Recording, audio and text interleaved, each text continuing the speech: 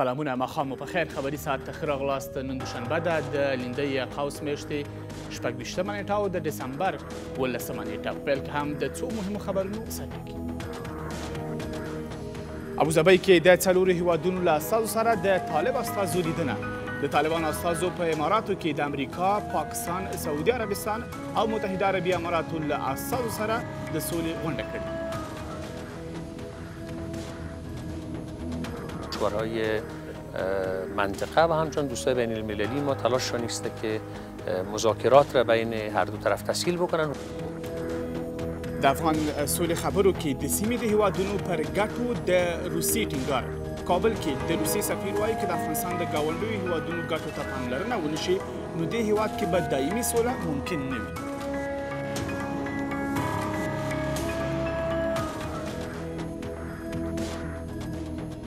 د ګوندونو لخوا د ټاکنو بهیر کې د اصلاحاتو راوستو غوښتنه. د ګوندونو او سیاسي جریانونو کمیټه وایي که د ولسمشرۍ روان ټاکنو لپاره اصلاحات رانشي غیر شفافې ټاکنې نه مني.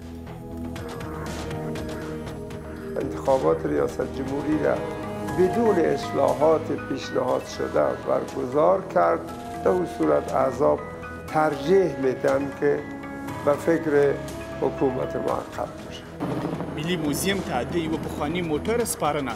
د هیواد ملي موزیم ته نن هغه موټر وسپارل شو چې ویل کېږي 12 لسیزې وړاندې افغانستان ته راوړل شو.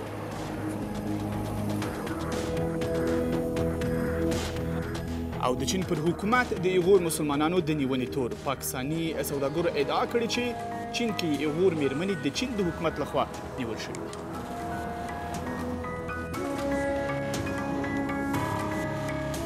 خیر راغلی. خبري ساعت کې پر دې سربیره نور مهم خبرونه هم لرو نو هیله ده تر پایه زموږ ملتیا وکړئ. زه فواد اکبر صاحب. د طالبانو استازو په متحده عربي اماراتو کې د امریکا، پاکستان، سعودي عربستان او متحده عربي اماراتو له استازو سره د سولې غونډه کې ګډون کړی. طالبانو تایید کړه چې د قطر د دفتر استازي دې غونډه کې ګډون کړی. د افغانستان حکومت هم وایي دې غونډې ته د افغان سولې مرکچي پلاوی هم ورغلی. بل لوري نن له غرمې وړاندې په ارګ کې د سولې عالي مشورتي بورډ لومړنۍ غونډه وشوه او د دې بورډ زیاتو غړو په دې غونډه کې ګډون نه و کړی. متحده عربي امارات د دوشنبې پر ورځ د داسې ناستې کوربهتوب کوي چې پایلې د افغانستان د جګړې او سولې لپاره ډېرې رغنده بلل کېږي. په دې ناسته کې په قطر کې د طالبانو د سیاسي دفتر غړي د امریکا، سعودي عربستان، پاکستان او متحده عربي اماراتو له استازو سره خبرې اترې کوي. افغان حکومت وایي په دې ناسته کې د افغانستان د سولې یو مرکچي پلاوی هم برخه لري. هیئت مذاکره کننده که از طرف حکومت رسما تعیین شده، این هیئت فعلا در ابوظبی تشریف داره و امیدوار هستیم که مذاکرات آغاز شود. کشورهای منطقه و همچنین دوستای بین المللی ما تلاششان است که مذاکرات را بین هر دو طرف تسهیل بکنن. حکومت افغانستان آمادگی خود برای آغاز مذاکرات غیر مشروط اعلان کرده بود و به همین دلیل هم هیئت افغانستان به ابوظبی رفت. طالبانو ته ځینې نږدې سرچینې وایي په افغانستان کې د امریکایي ځواکونو د شتوالي څرنګوالی د دواړو لوریو ترمنځ یو جدي بحث دی، خو د دې بهیر بریالیتوب ته هیله من ښکاري. په دې غونډه کې به ډېر ژر دا معلومه شي چې آیا خارجان د افغانستان څخه وځي، خپل محلویش معلوموي که نه وځي. ډېر امکانات یې د دې شته چې خارجان به د افغانستان څخه خپل محلویش معلوم کړي د وتلو، نو دا کېدلی شي دا غونډه دې کامیابه شي. له طالبانو سره دغې ناستې د افغانستان په ولسي جرګه کې هم هیلهمندي رامنځته کړې ده. هیچ تصمیمی در رابطه با افغانستان در این نشست‌ها گرفته نمیشه بجز تشویق و زمینه‌سازی آغاز مذاکرات صلح. خو افغان حکومت وایي له طالبانو سره به رسمي خبرې د افغان حکومت مرکچي پلاوی ترسره کړي. در این نشست در مورد پروسه صلح بر رهبری و مالکیت افغان‌ها، در مورد نقشه راه صلح حکومت افغانستان که در کنفرانس ژنوا همراه شرکای بین‌المللی افغانستان شریک گردیده بود، مذاکرات مستقیم با طالبان افغان و گفتگوهای مستقیم با این گروه و مذاکرات بین الافغانی بحث‌های مفصل صورت گرفت. له بلې خوا دوشنبې له غرمې مخکې په ولسمشرۍ ماڼۍ کې د سولې د مشورتي عالي پلاوي لومړنۍ ناسته ترسره شوه، خو په دې ناسته کې یوازې څو محدودو سیاسي او جهادي مشرانو له هغې جملې انورالحق هادي، د ولسمشر او اجرایي ریاست مرستیالانو، د بهرنیو چارو وزارت سرپرست عبدالهادي ارغندیوال، محمد عمر داودزي، د افغانستان لوی څارنوال، د علماو شورا رئیس، د ولسي جرګې او مشرانو جرګې رئیسانو او په پارلماني چارو کې د دولت وزیر ګډون کړی وو. ولسمشرۍ دفتر وایي په دغه ناسته کې د سولې په خبرو کې د افغان حکومت په مشرۍ ټینګار وشو، نه د سیاسي ګوندونو. خو له دې مخکې ځینې جهادي او سیاسي شخصیتونو د سولې د مشورتي الې پلاوي پر جوړښت نیوکې کړي او په دغه پلاوي کې خپل غړیتوب رد کړی. دوی همداراز د سیاسي ګوندونو لخوا د یو مرکچي پلاوي پر جوړولو ټینګار کړی دی. په دې اړه د بحث لپاره د سیاسي چارو شنونکي نظر محمد مطمئن ته بلنه ورکړه. مطمئن صاحب ډېر ښه راوسپړنو ته ماښام بخیر. که پیل دې وکړو چې د لومړي ځل لپاره د طالبانو استازو دا تایید کړه چې د افغان د امریکا له چارواکو سره په ابوظبي کې ګوري او هلته د پاکستان او همداشان د سعودي عربستان او د اماراتو استازي هم شته. فکر کوئ چې رښتیا هم د سولې یا په افغانستان کې د سولې ټینګښت لپاره یوه هڅه پیل شوه؟ تر ډیره پورې د سولې لپاره اوس ښه فرصتونه دي. امریکایي ولس او افغان ولس هم غواړي چې په افغانستان کې سوله راسي. ستونزه هر وخت دا وي چې د سولې مختلف ادرسونه کارول او د سولې لپاره نه ژمنتیا هغه څه دي چې د سولې خبرې په تیرو 10 کلونو کې ځنډولې دي. زه په دې نظر یم چې د سولې مشخص ادرسونه او د سولې خبرې محوري کېدل دا به ښه نتیجه ولري د دې په ځای باندې چې په مختلفو او بېلابېلو ځایونو کې مختلف ادرسونه فکر کوئ چې د چا لخوا مثلا د افغانستان حکومت کې ستونزه ده که په طالبانو کې چې هغوی یو مشخص ادرس د خبرو لپاره نه وړي؟ تر ډېره خو طالبانو کوښښ کړی چې یو ادرس وټاکي او هغه قطر دفتر و. ولې اوس چې په ابوظبي کې دا غونډه کېږي هغه څه ده چې فکر کوم چې طالبان هم په خپل ادرس کې مشخص نه دی او دا چې د قطر دفتر نه کسان ورځي او د طالبانو د رهبري شورا نه کسان ورځي دا خپله طالبان بهرنیانو ته دا په لاس ورکوي، دا دلیل ورکوي چې طالبان یو ادرس نه لري. زه وایم چې طالبان لخوا دې هم یو ادرس وي، د بهرنیانو لخوا دې هم یو ادرس وي. دا چې بېلابېل خلک له طالبانو سره کله دوبۍ کې کله سعودي کې او کله ځینې وختونه پاکستان کې ګوري او بیا منځنۍ اسیا ته سفرونه کیږي. څومره چې ډېر هیوادونه د سولې په پروسه کې عملا راګډول کیږي همدومره سولې پیچله کوي. ولې هیوادونه باید په اعتبار کې واخیستل امریکا او طالبان مشخصا 2 په 2 سره کیږي؟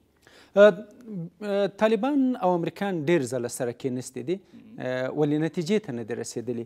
طالبان غوښتنه لري چې د بهرنیو ځواکونو مهالویش وټاکل سي او امریکان لا هم دې ته آماده نه دي، په دې باندې زیات په جزئیاتو باندې خبرې نه کوي. بالاخره په کار ده چې افغانان هم د دې سولې په پروسه کې ورګډ کړل سي. بل خو د افغانستان حکومت وایي چې استازي ورغلي دي، خو طالبانو ویاند ویلي دي چې دوی نه غواړي د افغانستان د حکومت له پلاوي سره وګوري. زما د معلوماتو له مخې یو دلیل هم په دوبۍ کې د غونډې کېدو همدا بخښنه غواړم په ابوظبي کې دا و چې پاکستان باندې ډېر فشار و، سعودي و، پاکستان، اماراتو امریکا ته ټټر وهلی و چې دی به طالبان له افغان حکومت سره کښېنوي او مخامخ خبرې به وکړي. اوس به معلومه سي چې طالبان له افغان حکومت سره ګوري که نه ګوري، وخت به انتظار وکړو. خو یو بله مسله د استقلالیت موضوع هم ده، تر ډېر چې د طالبانو لخوا ویل کېدل چې دوی په مثلا خپلواک دي او په خپلو تصامیمو کې په خپلو پرېکړو کې. نو وروسته له هغې چې په پاکستان باندې فشار زیات شو او له پاکستان جدي غوښتنه وشوه چې د افغان سولې په برخه کې د عملي اقدام پورته کړي، نو یوازې دومره وکړه چې هغه د غونډې موقعیت یا ځای بدل کړی. په اسلام آباد کې دا غونډه ونه شوه، په ابوظبي کې وشوله. یعنې فکر کوئ چې هغه استقلالیت هم له پوښتنې سره مخ کېږي په دې هڅې سره؟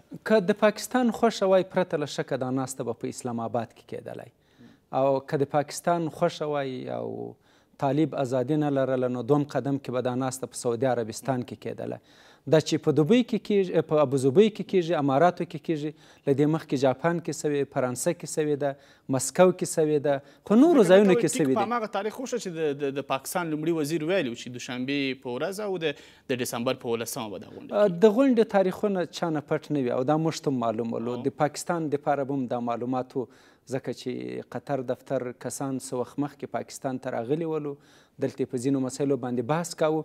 یعنی د تاریخ مشخص کېدل دا په دې معنا نه ده چې یو څوک د امریکایانو ته معلوم و، د سعودي ته معلوم شوی و، طالبانو سره هم د ټولو سره یو تفاهم کې شوی و چې په دې مشخص تاریخ به راځي. په دې غونډه کې چې د پاکستان استازي ګډون لري، د سعودي او د اماراتو استازي، د پاکستان سره هم دا خبره سوې وله، د سعودي سره هم سوې وله او اماراتو سره هم سوې، دا ټول په جریان کې ولو. نه یوازې دا قطر هم په دې کې په جریان کې ولیدلی و چې په اماراتو کې دغسې یو غونډه کېږي. بالاخره ستاسې برداشت څه ده چې څه یو نتیجه به ورکړي، که څه هم ډېر جزئیات یې نه دي په ډاګه شوي، حتی د غونډې د شروع کېدو د پای ته رسېدو په اړه هم ډېر څه نه دي ویل شوي. ستاسې برداشت څه ده چې څه نتیجه به ورکړي بالاخره؟ زه د وړاندیز تر حده پورې په طالبانو او په افغان حکومت او په امریکایانو غږ کوم چې افغان سوله ډېره پیچلې نه سي، او که موږ تېروتنې د مجاهدینو د وخت وکړو، د پاکستان په وساطت باندې خبرې مخکې ولاړې سي یا هغوی ته پکې امریکا یا نور امتیازات ومني، زه فکر کوم دغه سوله به زموږ د جګړې یو بله پیلامه وي. ښه دا ده چې طالبان له امریکا سره هم ستونزه حل کړي او بالاخره دا یو ضرورت ده چې له افغانانو سره مخامخ خبرې وکړي. زه فکر کوم که په دغه غونډه کې د سعودي او اماراتو په ځای باندې افغانان ناست وای، پرته له شکه افغانانو به د بهرنیانو د شتون مخالفت کوي. خو هیڅ سوال نه پیدا کېږي چې امارات، سعودي او پاکستان دې د بهرنیو پوځیانو د شتون مخالفت وکړي په افغانستان کې. نو ښه دا ده چې خپلمنځي دا دریځ ولې ستاسې برداشت ده چې ولې په طالبانو کې دا دریځ نه بدلیږي چې بالاخره په مستقیمه توګه مخامخ د افغانستان د حکومت له پلاوي سره خبرې؟ څو ستونزې دي. که اوس طالبان اعلان وکړي چې موږ افغان حکومت سره خبرې کوو، بیا به هم د پاکستان خبره راځي چې پاکستان فشار و، بیا به هم د امریکا خبره راځي.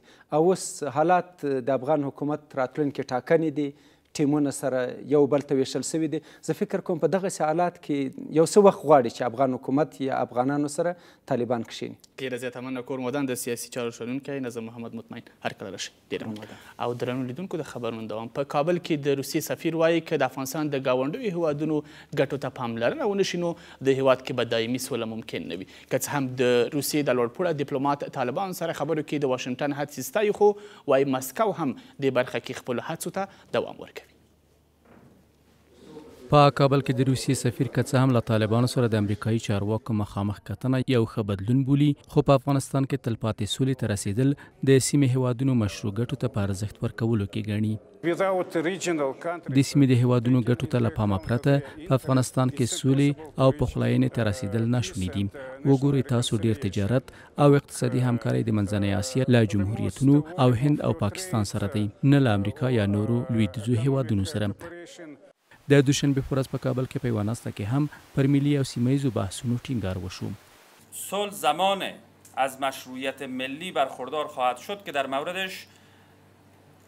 مورد روش‌های رسیدن به آن ما به یک اجماع ملی برسیم. بحث دیگه شو نیست که خب اگر ما با حکومت افغانستان صلح کنیم شما چقدر صلاحیت دارین؟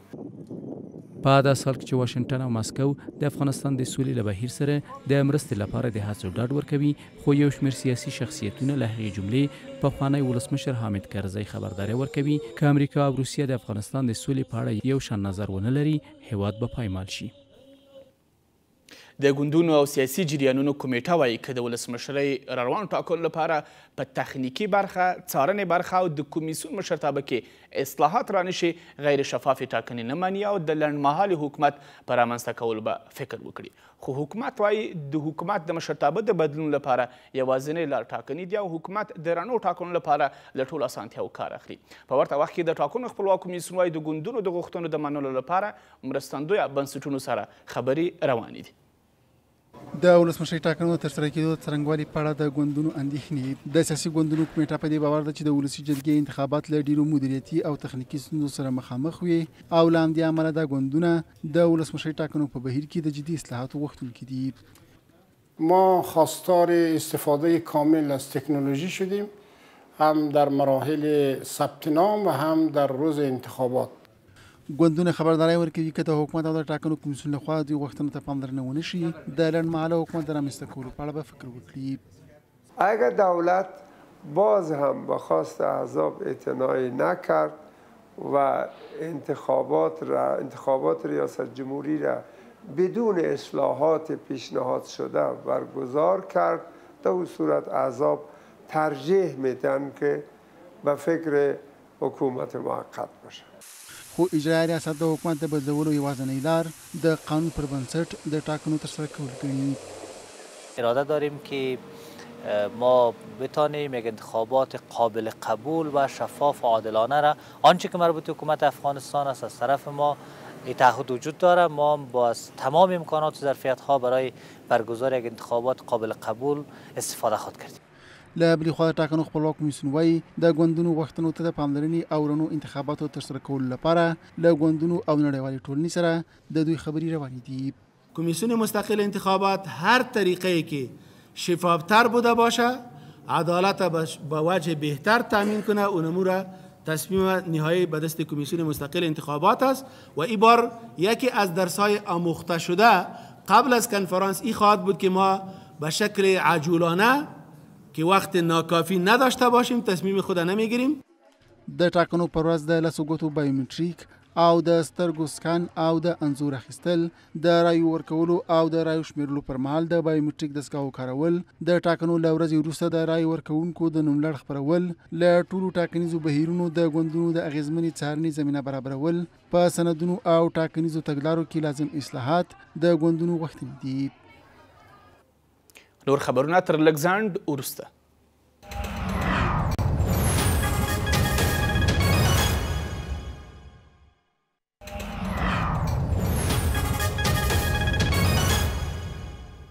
بیا هم ښه راغلاست. د ټاکنو خپلواک کمیسیون وایي د ولسي جرګې ټاکنو د لومړنیو پایلو پر بنسټ ډېری نوې څېرې د ټاکنو ګټونکي شوي دي. له دې منځه د ټاکنو کمیسیون تازه د 4 ولایتونو لومړنۍ پایلې اعلان کړي چې 45 څوکیو ته تر ډېره نوي کسان بریالي شوي. څو کاله په جګړه کې له ګډون او د هلمند په جګړه کې له ټپي کېدو وروسته 2 کاله مخکې په دې ولایت کې د ماین په چاودنه کې پښې له لاسه ورکړې، خو بیا یې هم هڅو ته دوام ورکړ.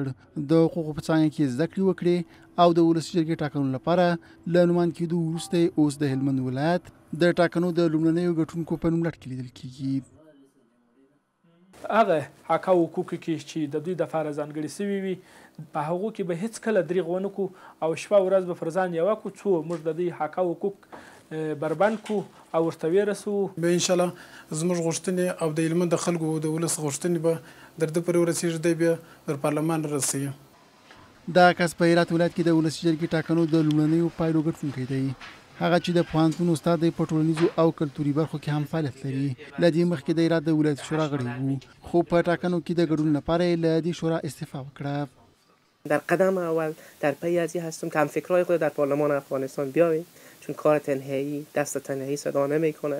د ټاکنو د خپلواک کمیسیون په وینا ډېر کسان چې تر اوسه نومونه د ولسي جرګې ټاکنو د لومړنیو پایلو په نوملړ کې راغلي، داسې کسان دي چې له دې مخکې د جرګې غړي نه وو. 1% جوانان چقدر است؟ طالب ما یک احصایی دقیق نداریم، اما از این مطمئن هستیم که جوانان زیادتر در 29 ولایت که نتایج اعلان شده جوانان زیادتر است. د ټاکنو خپلواک کمیسیون د یکشنبې په شپه د کندهار، هلمند، هرات او کندوز ولایتونو د ټاکنو د لومړنیو پایلو ګټونکي اعلان کړل. له 45 تنو څخه چې په دغو ولایتونو کې د ټاکنو د لومړنیو پایلو ګټونکي اعلان شوي هم 28 تنه نوي کسان دي. یو ځل بیا هم لنډه دمه کوو.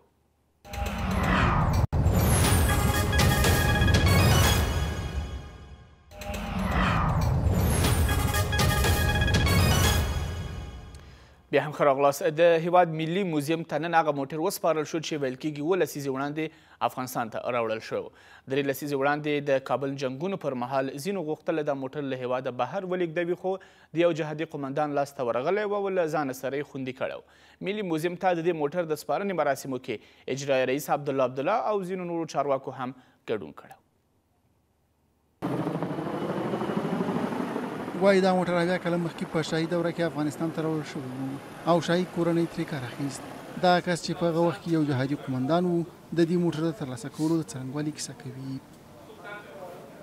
یک روز دیسپچری پست‌های ما بودند که این موتر پیدا شد، دیدم که موتر یک رقم نسبت به دیگه موترها تغییرات زیادی دارم و در یگان تلویزیون ها می دیدم در لندن و در اوجا چهره زمین موتر در اوجا بسیار چیز می شد. دیگه به خاطر یه زمین ما موتر می بردن، گفت کجا می بری؟ اسناد بیاری، اسناد نداشتند. خو موټر نه دادم شان دور دادم. محمد سعید وایي دا موټر طالبانو لخوا د کابل له سقوط مخکې پنجشیر ته بیولی و او تر څه موده مخکې پورې هلته دا موټر ساتلی و. بیاد دارم که در اون زمان افرادی هم به اینا مراجعه کرده بودن، قیمت‌های زیادی را پیشنهاد کرده بودن در اون زمانی که هرج و مرج بود در شهر کابل، با وجودی که ابو شرایط دشوار اقتصادی هم همه مردم به سر می بردن، اما اینا با اون احساس وطن دوستی که داشتن اغوا نشدن در اون موارد. له بلې خوا د ملي موزیم رئیس ته دغه راز پخوانیو موټرو د ساتلو لپاره د دې لرغون کور پر چمتووالي ټینګار کوي. اطراف موترهای سابقه که در موزیم ملی ما حفاظت میکردیم خوشبختانه امسال بسیار به شکل خوب و مسلکی چهار طرف دو پوشش شده و آماده ازی است تا موترهای قدیمی که در اونجا وجود داره برای نمایش ارائه شود. هغه کسان چې د وطن سره مینه لري هغه مادیات پرېږدي خو معنویت ته ترجیح ورکوي چې ښه بیلګه همدا قومندان صاحب سید خان دی. په افغانستان کې څو لسیزې جګړې تر ډیره د هیواد تاریخي او کلتوري شتمنۍ زیانمنې کړې او په دې لړ کې ځینې دا شتمنۍ له هیواده بهر ته هم لیږدول شوي دي. خو د محمد سعید په شان کسانو هم د دغو شتمنیو د ساتلو لپاره هڅه کړې او کرار کرار یې هغه څه چې له ځان سره یې ساتلي ملي موزیم ته سپارلي دي.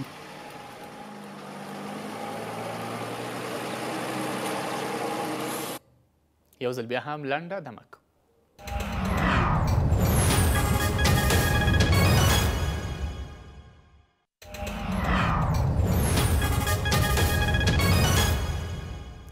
بیا هم ښه راغلاست. د ټاکنو خپلواک کمیسیون وایي د کابل ولایت د ټاکنو کې در کارول شویو رایو بیا شمېرنه پای ته رسېدلې او د کمیسیون کارکوونکي اوس د رایو د بیا شمېرنې د پایلو په ثبت بوخت دي.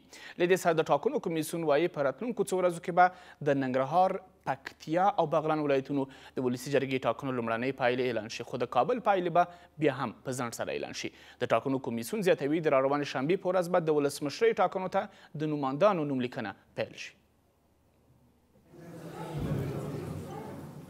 د ټاکنو خپلواک کمیسیون د 9 ولایتونو لومړنۍ پایلې اعلان کړي دي، خو وروستۍ پایلې به د ټاکنیزو شکایتونو د کمیسیون لخوا د شکایتونو له څېړلو وروسته اعلان شي. د ټاکنو خپلواک کمیسیون تازه د کندهار، هلمند، هرات او کندوز ولایتونو د ولسي جرګې ټاکنو لومړۍ پایلې اعلان کړي دي.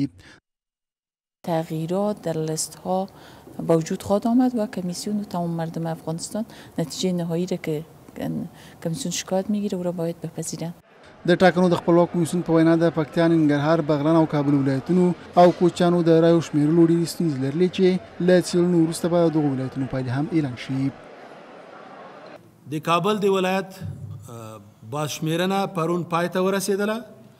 د هغه ټولو بازشمېرنو نتایج ریزرچتونه سیستم ته د 3 ورځې کېږي چې هغې دوام لري. بعض ولایت دیگه که مشکلاتش گسترده تر است مثل کابل ما زیاد امیدوار نیستم با وجود که سعی تلاش‌های جریان داره که نتایج ابتدایی اعلان شود، اما فکر میکنم اندک تأخیر خواهد بود. د انتخاباتو خپلواک کمیسیون ټینګار کوي چې د ولسمشرۍ ټاکنو د نوماندانو د نوملیکنې لپاره چې ټاکل شوی د شنبې په ورځ پیل شي تیاری لري. د ولسي جرګې په ټاکنو کې 2515 تنو د ولسي جرګې 250 څوکیو لپاره سیالي وکړه چې 33 څوکۍ د پلازمینې دي. د هلمند والي وایي تیره یوه میاشت کې دې ولایت کې شاوخوا 250 تنه طالب وسلوال وژل شوي دي. والي یاسین خان وایي دغه شمېر طالب وسلوال په هوایي او ځمکنیو بریدونو کې په نښه شوي. د هلمند والي زیاتوي د افغان ځواکونو د عملیاتو په ترڅ کې 3 تنه سرتیرو ژوند بایللی او 6 تنه نور ټپیان دي. د هلمند چارواکي دې عملیاتو کې ولسي وګړو ته د وختي مرګ ژوبلې په اړه څه نه وایي، خو ولایتي شورا وایي په وروستۍ یوه میاشت کې دې ولایت کې شاوخوا 13 تنه ولسي وګړو ژوند بایللی او همدومره نور ټپیان شوي دي. عبدالله حمیم له هلمنده ریپورټ استولی. د 2013 میلادي کال وروستۍ میاشتې په هلمند ولایت کې د امنیتي ځواکونو لپاره د لاسته راوړنو ډکې وې.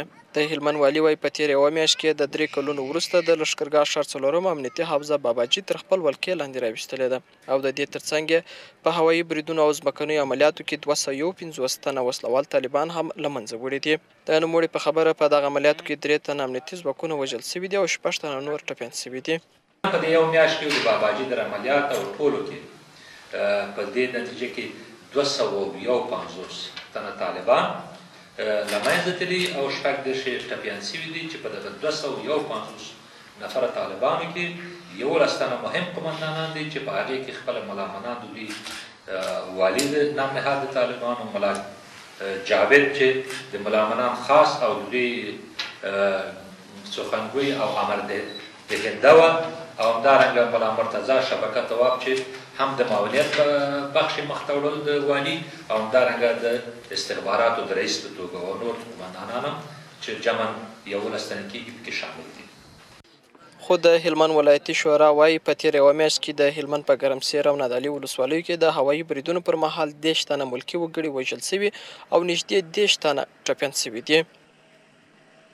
زموږ د معلومات په اساس په هلمند ولایت کې په باباجي کې، لوی مانده کې، ټوپکي کې، ګرمسیر کې تقریبا څه کم او زیات 10 الی 12 نفره شهیدان او تر 28 نفرو پورې زخمیان د هوایي بمباریو په نتیجه کې یا د اوانو په نتیجه کې شوي دي چې هغه ټول ملکي کسان دي. خو هلمندیان په دغه ولایت کې د هوایي بریدونو پر مهال د ملکي وګړو د مرګ ژوبلې په اړه اندېښنې لري. حکمت الله د لښکرګاه ښار اوسیدونکی دی چې د پنجشنبې په ماښام یې ورور د 3 نورو ملګرو سره په سنګین ولسوالۍ کې د هوایي برید پر مهال وژل شوي دي. نوموړی وایي ورور او ملګري یې درمل پلورونکي وه. د خپله د دوا او د پروشې لري په ډاکټرانو باندې ګرځي.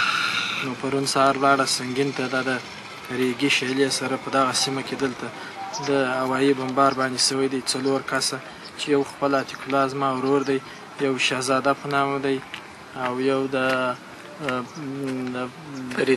فرید په نامه باندې دی او هغه بل کس هم یو 4م کس و 4 سره په موټر کې په شهادت باندې رسېدلی. تاسې وګورئ تنکي ځوانان روزمره په بېګناه وژل کېږي. یو ملکي وګړي چې خپل د حلال رزق دپاره کار کوي او هغه د صحت په بخش کې چې په هېڅ شي پسې مربوط نه دي او لندې طیارې راځي او بمبار کوي.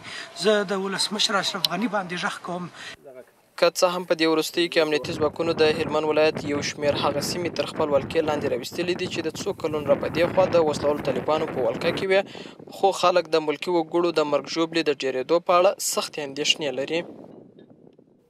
پکتیا کې د ښوونځیو زده کوونکي وایي د زده کړې پر مهال پرمختللی سیستم نه لري او له همدې کبله یې درسي بهیر ټکنی دی.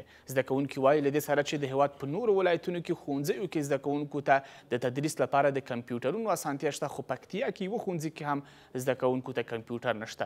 د پکتیا د پوهنې ریاست چارواکي هم د زده کوونکو دا ستونزه مني. عبدالحق عمري ریپورټ راستولی. له کمپیوټري زده کړو د پکتیا د محرومو زده کوونکو شکایت. د پکتیا زده کوونکي وایي د هیواد اکثره ولایتونو کې د ښوونځیو لخوا زده کوونکو ته کمپیوټري زده کړو اسانتیاوې شته، خو دوی ته دا اسانتیا لا هم نه ده برابره شوې. د پکتیا په ښوونځیو کې د انګلیسي ژبې او د کمپیوټر ستونزه ډېره زیاته ده، ډېره زیاته لیدل کېږي او همدارنګه البته موږ زه فکر نه کوم چې داسې ښوونځی به دې وي په پکتیا کې چې هلته د کمپیوټر لیبل لري یا لیپټاپ کمپیوټر ولري. هر څوک کمپیوټر او انګلیسي ته اړتیا لري، خو متاسفانه باید ووایو چې په پکتیا کې داسې ښوونځی نشته چې هلته د کمپیوټر فیسیلیټي او یا اسانتیا برابره شوي. په عصري علومو کې په مکتبونو کې البته په ټولو ځایونو کې انګلیسي او کمپیوټر ته ډېر زیات ضرورت دی، بالخصوص کمپیوټر ته، خو هغه څه ضرورت چې موږ یې لرو هغه نه ده راپه شوی. په همدې حال کې د پکتیا نجونې زده کوونکي هم غږ کوي چې د سبقونو په مخه کې ستونزې باید هوارې کړی شي. معرف دوی ته باید پاملرنه وکړي یا توجه وکړي چې دوی ته البته درسي کتابونه دوی ته امکانات برابر کړي. د دې تر څنګ زموږ مکتب چې دی خاطر یعنې ډېر صنفونه یې کم دي. استادان ته مو کتابونه چې دي یو ریاضي او انګلیش دا کوم چې سخت دي که نه هغه کم. دا په داسې حال کې ده چې د پکتیا ښوونکي هم پر پوهنې وزارت غږ کوي چې د پکتیا ټولو ښوونځیو کې د کمپیوټري زده کړو اسانتیا برابره کړي.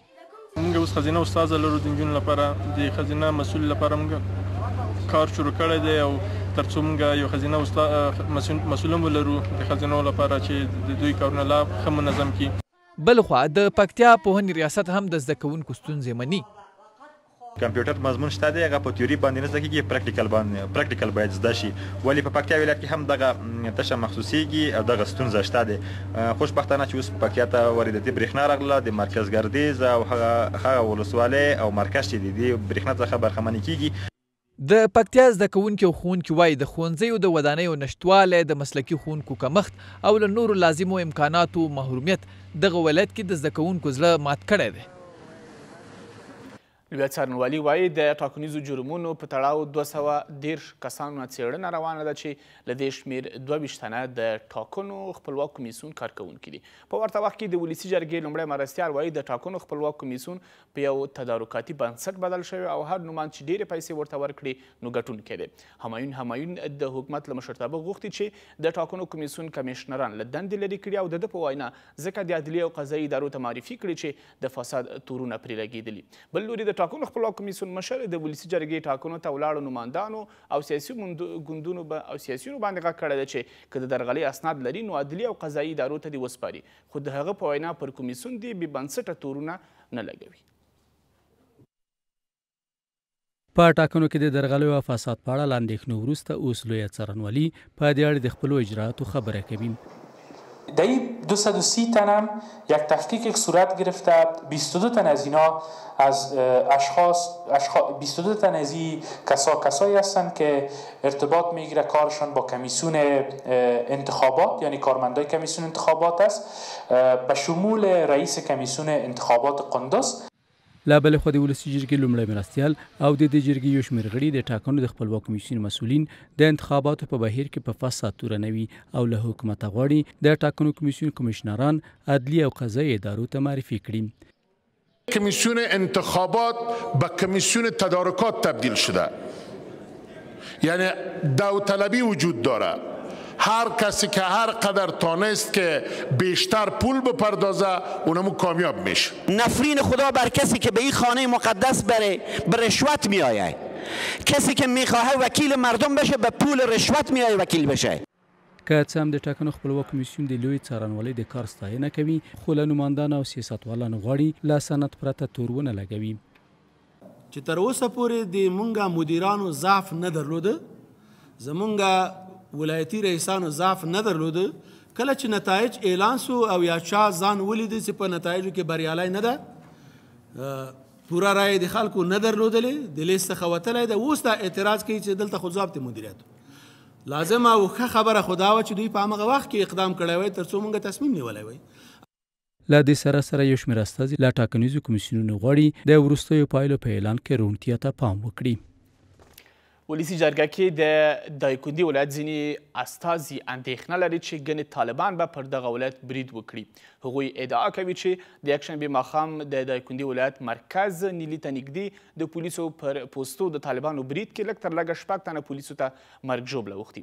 ولسي جرګه کې د دایکنډي د خلکو استازي زیاتوي د څو میاشتې وشوې چې حکومت ته یې خبرداری ورکړه چې طالبان به پر دغه ولایت برید کوي، خو حکومت دې برخه کې بېغوري کړې ده.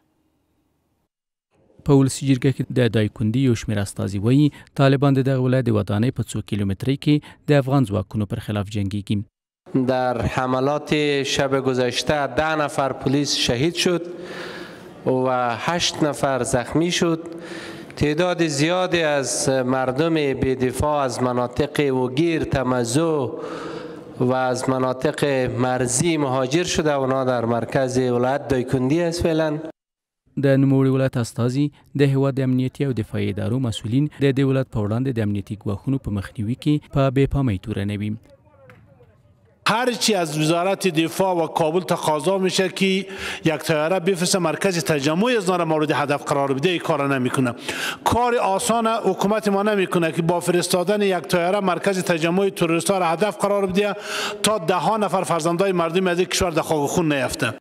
د ولسي جرګې لومړی مرستیال له حکومته غواړي چې زر تر زره د دغه ولایت امنیتي ستونزو ته پاملرنه وکړي.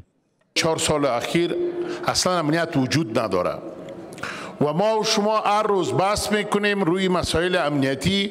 خارجی ها در این دخیل است، خارجی ها نمیتونن که با ارگانهای امنیتی ما تجهیزات و تمام مسائل که نیروهای ما و شما کار داره برشان داده نمیشه. در ضمن حاکمیت مطلق تمام حکومتداری در دست خارجی است. په دې اړه د امنیتي مسؤلینو د نظر په ترلاسه کولو بریالي نشوم. د غزني پر جاوریو افغانستان ولسوالیو د طالبانو له بریدونو وروسته دا لومړی ځل دی چې دا ډله د دایکنډي پر ځینو برخو بریدونه کوي. ټولو نیوز ته رسیدلي سندونه ښیي چې د ولسي جرګې ټاکنو پر مهال د ویشل شویو تذکرو اساس سم او معیاري نه دی. د دې سندونو یوه بله برخه کې لیدل کېږي چې په سلګونه جعلي تذکرې په اصلي سټیکرونو او د یوه کس په عکس لګېدلي دي. د وګړو د پیژندنې او ثبت اداره وایي د تذکرې جعلي دي او د همدې ادارې ځینې کارکوونکي هڅه کوي چې د وګړو د پیژندنې او ثبت ادارې نوم بد کړي. بل لوري د وګړو د پیژندنې او ثبت اداره وایي د ولسي جرګې ټاکنو لپاره د نوماندانو د کمپاین پر مهال ویشل شوې شاوخوا 20,000 تذکرې باطلې کړي او د اساس لسګونه کتابونه یې ځکه قرنطین کړي چې پکې ثبت شویو معلوماتو باندې شکونه وو. په ورته وخت کې د ټاکنو خپلواک کمیسیون تاییدوي چې پر ځینو جعلي تذکرو لګېدلي سټیکرونه اصلي دي. وروستیو څو میاشتو کې د ویشل شویو تذکرو د اساس په کتابونو کې لویه برخه ثبت شوي معلومات ناسم دي، خو دا جعلي تذکرې ان یو شمېر هیوادوالو ته هم رسیدلي. په دې لړ کې یو شمېر تذکرې داسې دي چې عکس پکې د یو لګېدلی خو نوم پرې د بل چا لیکل شوی. له دې سره سره هم د ټاکنو اصلي سټیکرونه پرې لګېدلي. خو د وګړو د احوال ثبتونې ادارې رئیس بیا دا ټولې تذکرې جعلي بولي او وایي دا تذکرې دوی نه دي ویشلي، بلکې د همدې ادارې ځینو کارمندانو به د وګړو احوال ثبتونې ادارې د بدنامۍ لپاره دا کار کړی وي. دوسته کارمند متاسفانه مغرضی در همین خود بخش دیجیتال سازی ما فعلا شناسایی شدن که اینا بعضی اسنادهای جعلی را از طریق شبکه‌های فیسبوک و از طریق رسانه‌ها کوشش میکنن که به خاطر بدنام ساختن این پروسه و خود اداره براندازن. دې لپاره چې پوه شو آیا دغه تذکرو سټیکرونه اصلي دي که نه، په دې تړاو مو د ټاکنو کمیسیون فني ریاست ته مراجعه وکړه. د کمیسیون د ټکنالوژۍ او فني برخې رئیس د نمونې په ډول د 10 تذکرو معلومات له اطلاعاتي بانک سره مقایسه کړل چې ټول اصلي وو.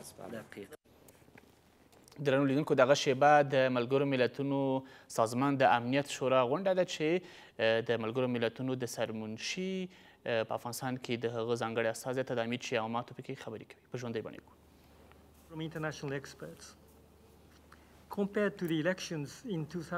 خب در مقایسه با انتخابات 2014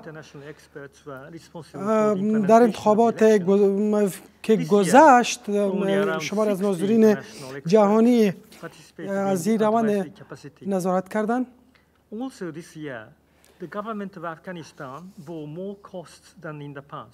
خب امسال حکومت افغانستان همچنان هزینه بیشتر را در مقایسه با انتخابات سال 2014 برای برگزاری انتخابات پرداخت که امسال در حدود $6 البته در بر گرفت. در بخش امنیتی تهدیدها واقعی هستند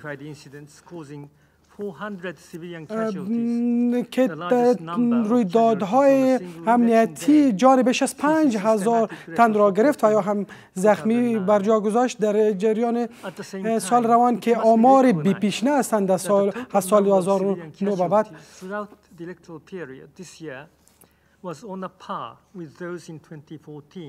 خب تلفاتی که در جریان روند انتخابات رخ دادند بیشتر است تلفاتی است که در جریان انتخابات سال 2014 ثبت شدند.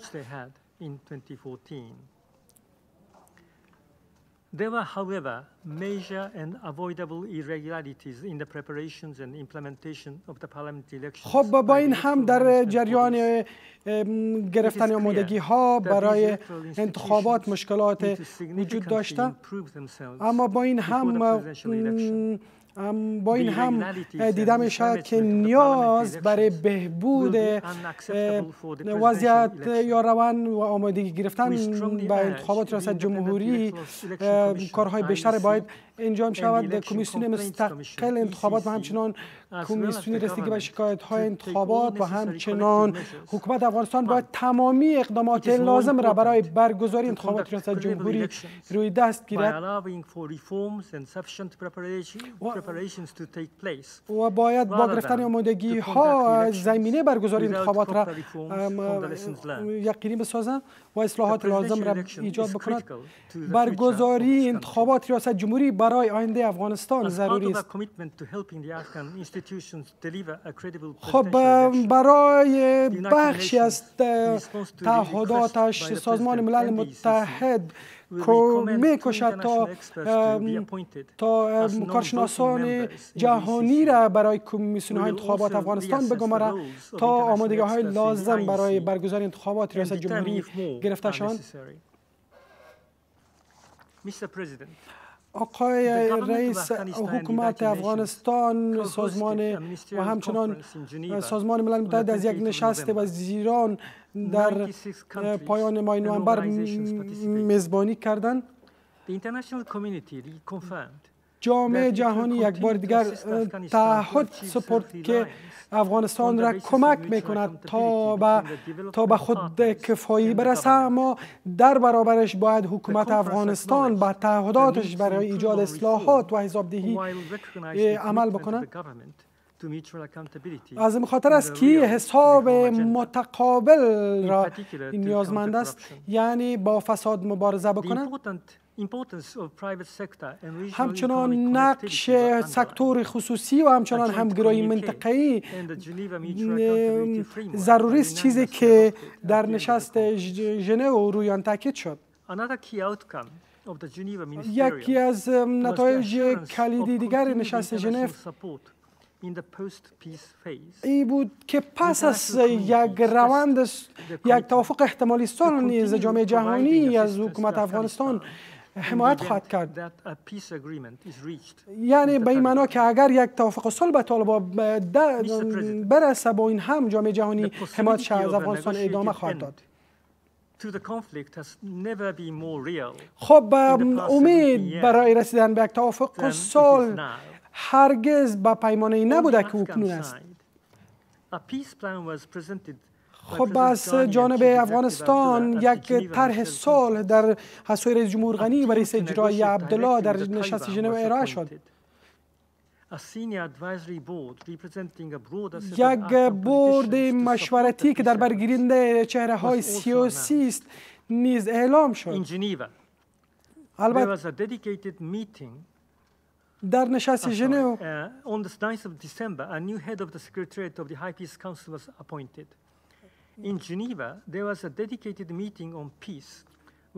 در نشست ژنو یک نشست درباره صلح نیز برگزار شد و روی تمرکز شد که تمامی کشورهای جهان خصوصا کشورهای منطقه‌ای از روند صلح به رهبری و مالکیت افغان‌ها پشتیبانی می‌کنند.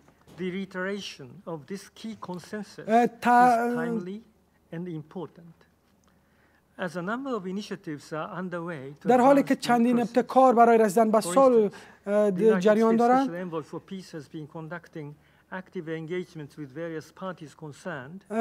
تمامی طرف‌ها می‌کوشند تا گفتگوهای سازنده با دخیل ساختن طالبان در این روند آغاز شوند. بسیاری از کشورهای منطقه خصوصا همسایه‌های افغانستان پشتیبانیشان را از روند صلح افغانستان اعلام کردند. یوناما همچنان از انکشافاتی که در روند صلح افغانستان رخ می‌دهند دلگرم شده است.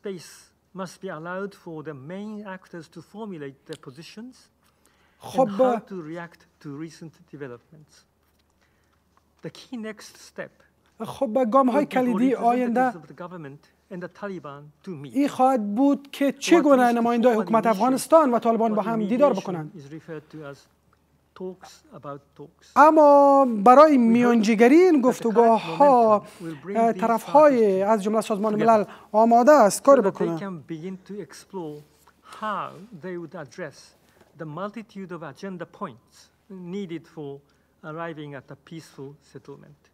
تا سرانجامی تلاش‌ها به یک راه حل به بحران افغانستان کمک کنند.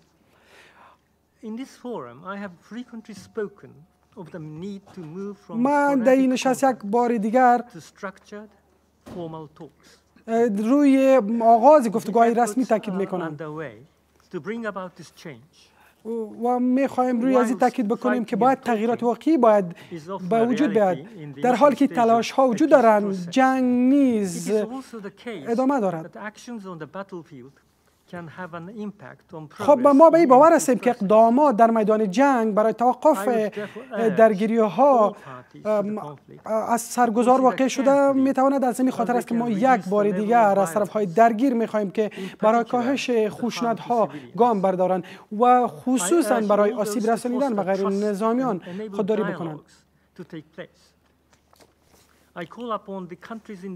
ما از کشورهای منطقه خصوصا همسایه‌های افغانستان می‌خواهیم تا یک محیط را ایجاد بکنند که زمینه برای آغاز گفتگوها فراهم گردد و زمینه برای حل اختلاف‌ها میان خود افغان‌ها فراهم گردد. برای اینکه از تماس برای گفتگوها وارد شویم باید از روی تمرکز کنیم که چگونه از فرصت‌های به میان آمده سود ببریم. ما به این باور هستیم که سود بردن از یک افغانستان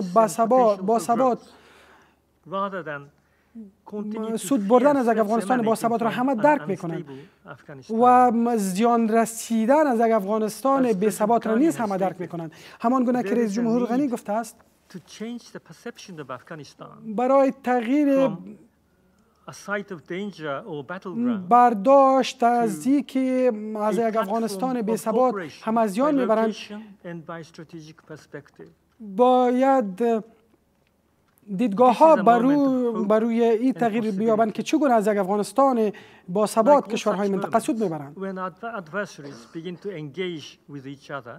ما میکوشیم با هر جناح درگیر دخیل شویم و به این برسیم که چگونه یک آینده صلح‌آمیز برای افغانستان برمغان بیاوریم.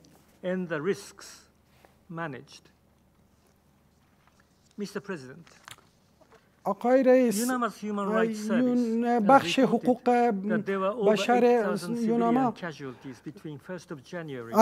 از اول ماه جنوری تا ماه سپتامبر میزان خشونت‌های را ثبت کرده است که میزان تلفات را ثبت کرده است که نشان می‌دهد هنوز هم تلفات غیر نظامیان به گونه نگران کننده بلند هستند. باید تلاش‌های برای کاهش تلفات غیر نظامیان روی دست گرفته شود. بسیاری از این تلفات برخواسته از حملات انتحاری و جنگ‌های میان دو طرف هستند. از عناصر ضد دولت تلفاتی که به غیر نظامیان وارد شده است هنوز هم نگران کننده است. خب اما در کنار این تلفات در حملات هوایی افزایش یافته است.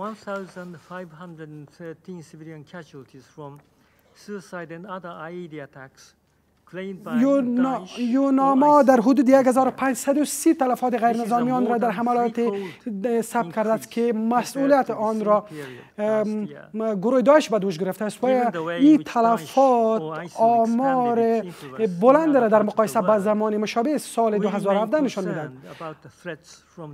هنوز هم ما از تهدیدهای برخاسته از گروه داعش نگران هستیم. آقای رئیس، پیش از پایان سخنرانیم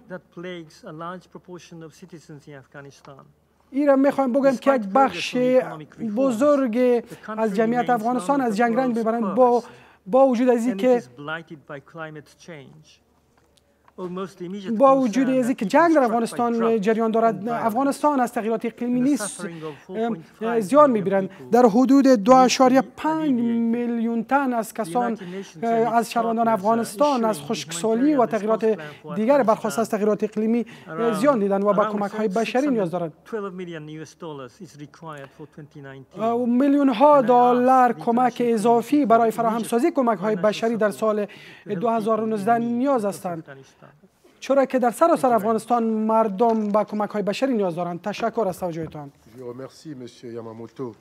خب تشکر از آقای یاماموتو، نماینده سازمان ملل در افغانستان.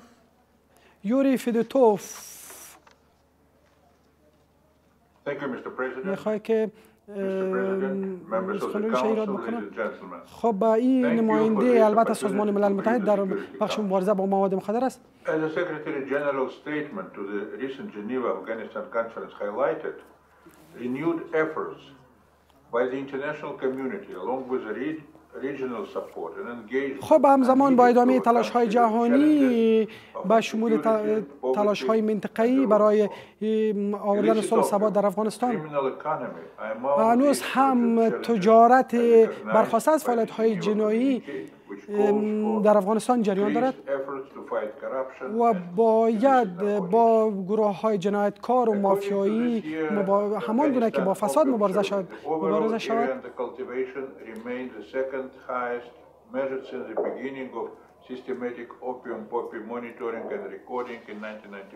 خب هنوز هم یک میزان بلندی از درآمدها در افغانستان برخواسته از تولید و تجارت مواد مخدر است.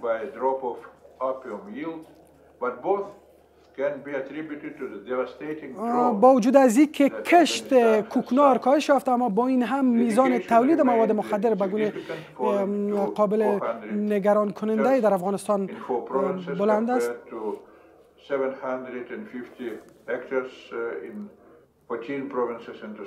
هنوز هم در حدود 30 ولایت افغانستان مواد کوکنار کشت می شود که هزاران تن مواد مخدر از این راهگذر به دست آمده است.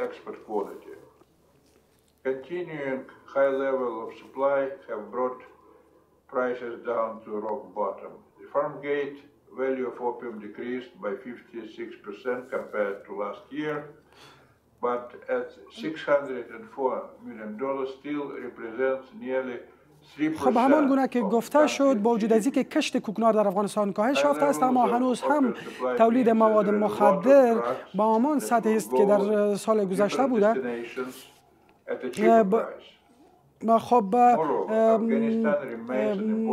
بهای پایین مواد مخدر زمینه فراهم ساخته است تا قاچاقبران مواد مخدر به آسانی این مواد به دست بیاورند و اون را به کشورهای دیگر خصوصا بازارهای جهانی قاچاق کنند. خب افغانستان همان گونه که بزرگترین تولید کننده مواد مخدر است، بزرگترین قربانی این مواد مخدر نیز است.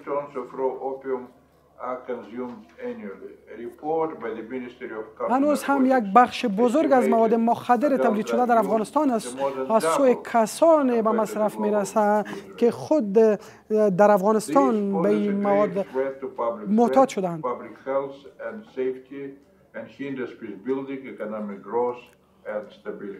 خب به همان گونه گفته شد، مواد مخدر در اقتصاد برخواسته از مواد مخدر و همچنان فعالیت‌های هراس افغانانه نقش دارد و نیاز است تا با این مشکل به گونه جدی مبارزه شود.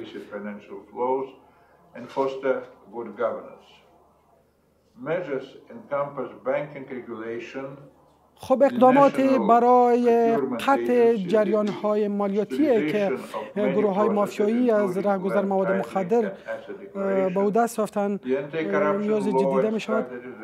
خب در کنار این مبارزه با فساد نیز کمک میکنه تا با مواد مخدر مبارزه شود، همان گونه که حکومت افغانستان مرکز عدلی و قضایی مبارزه با فساد را ایجاد کرده است، نیاز است تا این مرکز پرونده‌های بزرگ بررسی شود.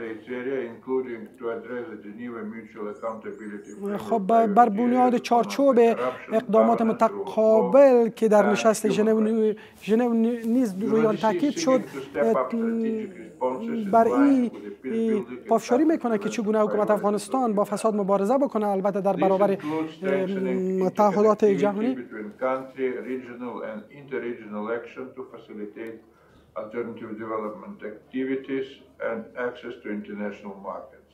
خب برای جلوگیری از قاچاق مواد مخدر به بازارهای جهانی نیاز است تا کشورهای منطقه با حکومت افغانستان همکاری نزدیک داشته باشد. Which should be fully plugged in with existing coordination mechanisms.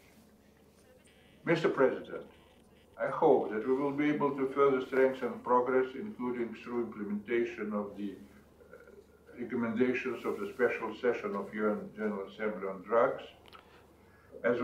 خب در نشست‌های گوناگون سازمان ملل متحد از جمله در نشست مجمع عمومی سازمان ملل یک کمیته مبارزه با مواد مخدر روی طرح‌های مشخص گفتگو شده است تا چگونه افغانستان کمک شود که با مواد مخدر مبارزه موثر داشته باشد. تشکر از توجهتان.